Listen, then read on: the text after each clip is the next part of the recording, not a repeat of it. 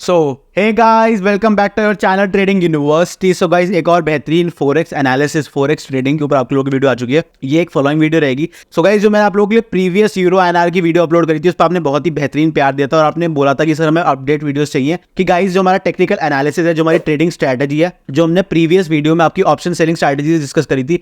So guys, without wasting any time एक काम करता है, फटाफट चलते हैं यूरो एनआर के चार्ट पे। सो गाइस, जैसे कि आप देख पा रहे हो, मैंने 1 वीक टाइम फ्रेम पे, आपके 1 वीक टाइम फ्रेम पे, जो लोग बोलते हैं ना 5 मिनट 15 मिनट पे लेवल्स बनाते हैं, भैया लेवल्स बनाओ बड़े टाइम फ्रेम पे, ट्रेड करो छोटे टाइम फ्रेम पे, as simple as that.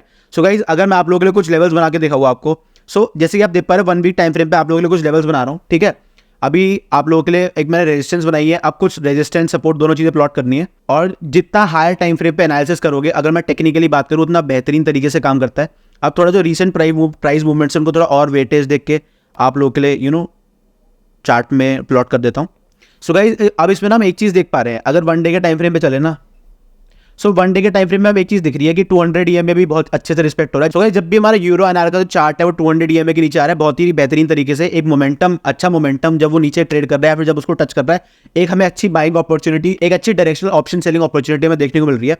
So guys, अभी क्या हुआ था, जब मैं 1 डे के टाइम फ्रेम पे बात करूं, एक बहुत ही ब्यूटीफुल डबल टॉप फॉर्मेशन हुई थी, बहुत ही ब्यूटीफुल डबल टॉप। क्योंकि डबल टॉप होता क्या, मैं बार बार ये बोलता हूँ, जब प्राइस दोबारा जाता है उसी लेवल पे जहां पे वो पहले गया हुआ था और वो वॉल्यूम सपोर्टेड नहीं होती ट्रेड, आपको एक अच्छा रीटेस्ट देखने को नहीं मिलता, एक अच्छी एंट्री देखने को मिलती। और होता क्या है, अगर मान लो ऊपर की तरफ क्लोज नहीं हुआ, रीटेस्ट नहीं आया, वॉल्यूम सपोर्टेड नहीं रहा आपका ट्रेड, तो उसमें होगा क्या, उसमें आपको एक शार्प सेलिंग देखने को मिलती है। हमेशा कोई भी टेक्निकली किसी भी चीज में, ऑप्शंस की बात कर लो, इक्विटी की बात कर लो, किसी भी चीज में बात कर लो, किसी भी एसेट क्लास में बात कर लो जिसमें आप चार्ट देख सकते हो, हमेशा यही होता है। अगर किसी इंपॉर्टेंट लेवल पे हमारी कैंडल स्टिक, हमारा स्टॉक का, एसेट का चार्ट खड़ा होता है, और अगर मान लो उस लेवल से एक बाइंग अपॉर्चुनिटी या एक सेलिंग अपॉर्चुनिटी आनी होती है या नहीं आती, तो आपको ऑपोजिट बहुत ही बेहतरीन ट्रेड देखने को मिलती है। डबल टॉप फॉर्मेशन में अगर बाइंग सस्टेन नहीं करती, शार्प सेलिंग आती है। डबल बॉटम फॉर्मेशन में, चाहे किसी भी टाइम फ्रेम पे हो, अगर डबल बॉटम फॉर्मेशन में आपके जो बायर्स हैं वो स्ट्रांग नहीं है, मतलब जो डिमांड है वो बहुत ही ज्यादा कम है एज कंपेयर टू सप्लाई, तो उसके होगा क्या, जो सेलर्स होंगे वो डोमिनेट कर देंगे आपकी डबल बॉटम के रीजन को, और जब सेलर्स डोमिनेट कर देंगे तो आपको और लोअर लेवल्स देखने को मिलेंगे, जो कि हमने डबल टॉप डबल बॉटम दोनों बात करी। आई होप आपको ये बेसिक डिटेल क्लियर हो गई होगी। डबल टॉप और डबल बॉटम फॉर्मेशन में मैं एडिटर को बोल दूंगा कि डबल बॉटम और डबल टॉप जो फॉर्मेशन होती है उसके लिए आपको चार्ट्स लगा देंगे, ताकि आपको थोड़ा इजी हो जाए समझने में कि double top double bottom formation कितना ही बेहतरीन तरीके से काम करती है हर एसेट क्लास में, और गाइस कितना ही इंपॉर्टेंट रोल प्ले करती है when it comes to technical analysis. So guys, अभी आप लोगों के लिए जैसे मैंने चार्ट लगाया था, जैसे कि आप लोगों ने देखा, अब एक काम करते हैं, थोड़ा एनालिसिस करते हैं, अच्छे से ब्रीफली एनालिसिस करते हैं।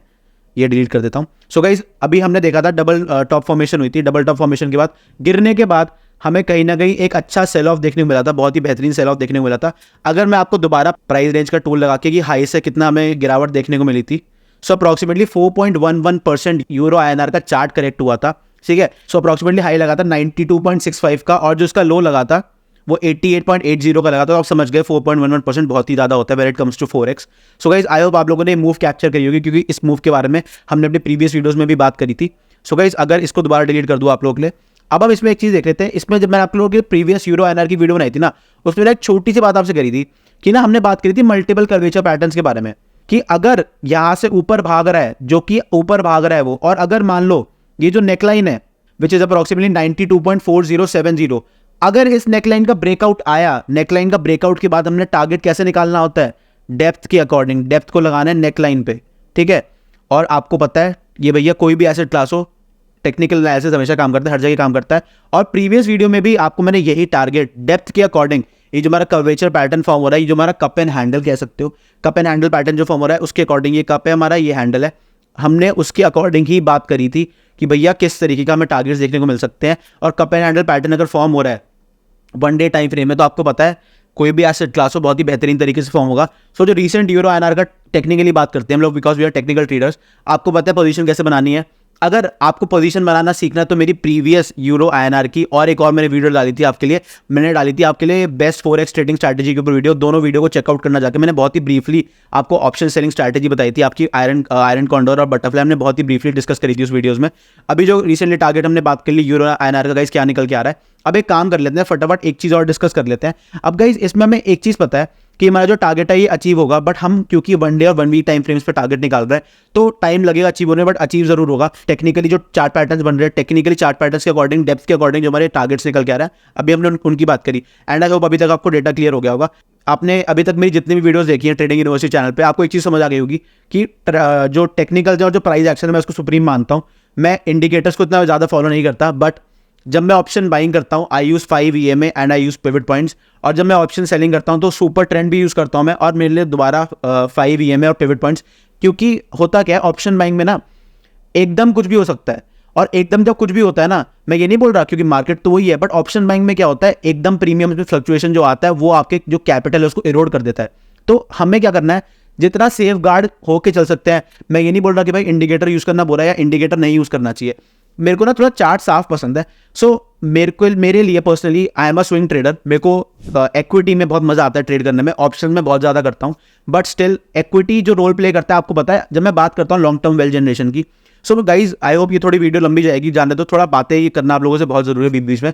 सो गाइज मेरे को ये बताओ कि जो लॉन्ग टर्म वेल्थ जनरेशन की हम बात करते हैं तो सबसे ज़्यादा पैसा बनता है आपका, सबसे ज़्यादा पैसा आपका ऑप्शंस में बनता है या सबसे ज़्यादा पैसा आपका इक्विटी शेयर्स में बनता है? मेरे को कमेंट सेक्शन में बताना, और मेरे को रियलिस्टिकली बताना कि ऑप्शंस में ज़्यादा पैसा बनता है या डेरिवेटिव्स में ज़्यादा पैसा बनता है, डेरिवेटिव्स या फिर इक्विटी, दोनों में डिफरेंस बताना। और सबसे ज़्यादा पैसा आप लोगों के अकॉर्डिंग, जो मेरी प्यारी जनता, जो मेजॉरिटी ऑफ द लोग मेरे को यूट्यूब पे देख रहे हैं उनके अकॉर्डिंग सबसे ज़्यादा पैसा इक्विटी में बनता है या फिर सबसे ज़्यादा पैसा डेरिवेटिव्स में बनता है? आई नो हम काफ़ी ऑफ टॉपिक जा चुके हैं, बट ये बातें करना आप लोगों से बहुत जरूरी है, क्योंकि मैं जान पाऊंगा कि जो मेरी प्यारी जनता देख रही है कि उन लोगों का माइंडसेट कहता है, जो हमारी जनता देख रही है कि उन लोगों को क्या लगता है कि ऑप्शन से वो कितना ही फ्यूचर्ड ऑप्शन से वो कितना ही पैसा बना लेंगे और शेयर से कितने रियलिस्टिकली वो रिटर्न निकाल सकते हैं। सो दोनों में से ज़्यादा पैसा किसमें बनता है और सेफली पैसा किसमें बनता है? सेफली से अब मैंने आपको बोल ही दिया तो आपको पता है आंसर क्या होगा, क्योंकि गाइस पैसा बहुत मुश्किल से कमाते हैं हम। सो पैसे को जितना सेफ गार्ड होकर चलोगे स्टार्टिंग से ही, उतना कम लॉस अपनी पूरी जिंदगी में आप लोगों को देखने को मिलेगा। मैं फाइनेंशियल लॉसेस की बात कर रहा हूँ, क्योंकि मेरे को ऐसा लगता है कि अगर मान लो आपकी जो सैलरी हो 12 लाख रुपए है और आपका स्टॉक्स में या डेरिवेटिव्स में आपका लॉस हो गया 5.5-6 लाख रुपए का, सो आप ये समझो कि आप 6 महीने जो आपने काम किया, 6 महीने आप जिंदगी में बीच चले गए, क्योंकि जो आपने 6 महीने कमाया था उसका जो नेट रेवेन्यू निकल के आना था या आपको जो पैसे मिलने थे वो आप गवा चुके हो। सो ये जब चीज़ें हिट करेंगी ना, सो वो गलतियां हम बार बार नहीं करेंगे। सो आई होप आपको कोई बेसिक पॉइंट्स ट्रेडिंग साइकोलॉजी ऊपर क्लियर हो गए होंगे। मेरे कमेंट सेक्शन में बताना कि थोड़ी थोड़ी बातें जो मैं करता हूँ आपसे, ये आपको मजा आ रहा है ना करने में मेरे से? कमेंट सेक्शन में ये जरूर आंसर बताना है। और सबसे ज़्यादा पैसे डेरिवेटिव्स में बनते हैं या फिर शेयर्स में बनते हैं लॉन्ग टर्म वेल्थ जनरेशन के अकॉर्डिंग? कि यार आपने एक चीज़ देखी है, डेरिवेटिव्स में ट्रेड जब करते हो तो आपको एक्टिवली 9 से 3 मार्केट में बैठना पड़ता है, थोड़ा बहुत दिमाग खराब करना पड़ता है, ये मेरे को ऐसा लगता है। और इक्विटी में अदर हैंड थोड़ा बहुत आई बिलीव की थोड़ी सी चिलनेस रहती है। सो गाइस कमेंट सेक्शन में इसका जरूर आंसर देना। So guys let's get back to our chart. So guys euro INR के बारे में हम बात कर रहे थे, ठीक है? यूरो एनआर पे हम टेक्निकली हमने बात कर ली, एक आप लोगों के लिए चार्ट पैटर्न भी मैंने बना के दे दिया था, एंड आई होप आप लोग इसको फॉलो करोगे क्योंकि प्रीवियस वीडियो में भी हमने इसकी बात करी थी। अभी जो हमारा रेट चल रहा है यूरो एनआर का, टू बी प्रिसाइज, वो चल रहा है 90.6151। गाइस अब एक काम करते हैं, फटाफट आप लोगों के लिए एक बार एनएससी की ऑप्शन चेन लगा देता हूँ। एक बार ऑप्शन चेन के डेटा पे चलते हैं, उसके बारे में थोड़ा बात कर लेते हैं। ऑप्शन चेन पे आ जाते हैं। अब ऑप्शन चेन में थोड़ा करेंसी के ऊपर बात करेंगे। मैं आपको प्रीवियस वीडियो में जो मेरी USD की गई थी उसमें मैंने आपको बताया था कि इस बार हम थोड़ा ऑप्शन चेन का भी एनालिसिस करेंगे साथ साथ।